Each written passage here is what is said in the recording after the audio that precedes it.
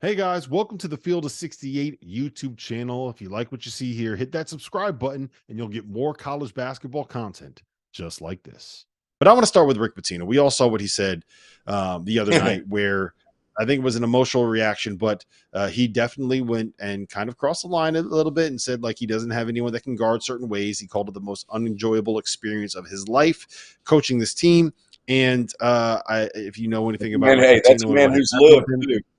yeah, he's lived the last 15 years. He's had some unenjoyable and frankly, probably some enjoyable experiences that he maybe regrets. So this is Yeah. what he had to say tonight. Quote, my family and my players outside of breathing air, they're the most important thing in my life. That's why I'm still coaching today. They are the air that I breathe. I love them dearly. I would never want to embarrass them or hurt them.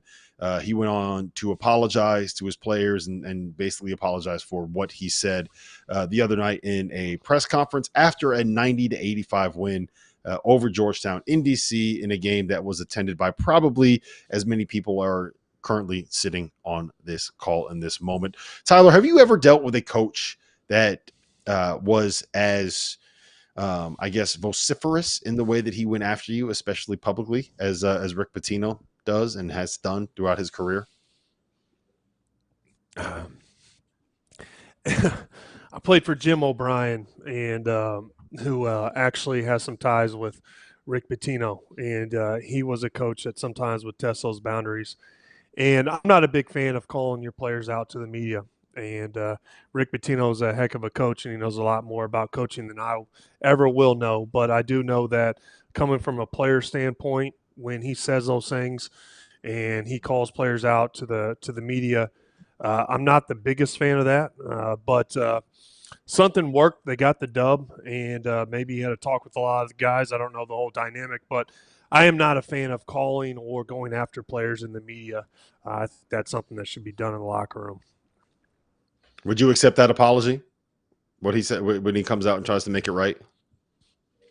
No, I wouldn't. I wouldn't. I would be a little hurt inside because some of those things, it seemed like the frustration set in. That was honesty talking. I don't think he thinks this team's a real contender, to be honest with you. And that's not a knock. They're not. He's trying to rebuild a program. He's frustrated, and he's had a lot of teams. So I would say that's probably what he felt right there. Probably what he feels. Yep. T.O.? Ricky Pete thought it was going to be sweet walking in that Big East now. That Big East is not sweet. That is a hard league. It's a tough league.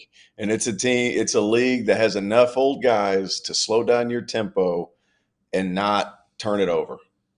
Like that, like it's not an easy league to coach in. Like a lot of different styles, a lot of different things. Hey, look, as far as the transfer portal, he got who he wanted. But have you seen how all of the guys that left, how they're doing?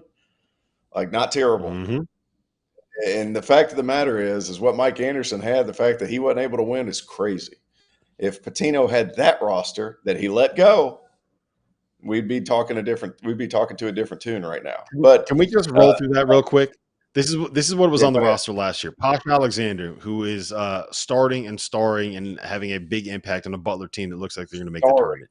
Dylan Yeah. Adewusu, who is starting and starring and is a really good player for a Seton Hall team that is currently sitting tied for third place in the Big East. AJ Storr, who's having like an all Big Ten caliber season for Wisconsin. He changed that Wisconsin team. He is the best player in that program. David Jones, who about a month ago was an All-American for Memphis. Now, Memphis has kind of fallen off of a cliff, but it is what it is. Omar Stanley has been a great big guy out at Boise State in the Mountain West, which is, by the way, a conference that's going to probably get 6 teams in the NCAA tournament. So it hasn't been the best for St. John's alums. You're saying 5? No, it's 6. And here's what's going to happen, I hope T.O. so. UNLV I hope UNLV is going six. to run the I table hope at home in the six. Thomas Mack Center. They're getting 7. 7. There's a 7 there. I got a pinky. I think I would Uh, love for 6. I would love for 6, but I think 5 is more realistic. Anyway, back to St. John's. Thank you for watching the Field of 68. If you've enjoyed what you've seen here, hit that like button, share this link with your friends, or check out the description for some other places that you can consume Field of 68 content.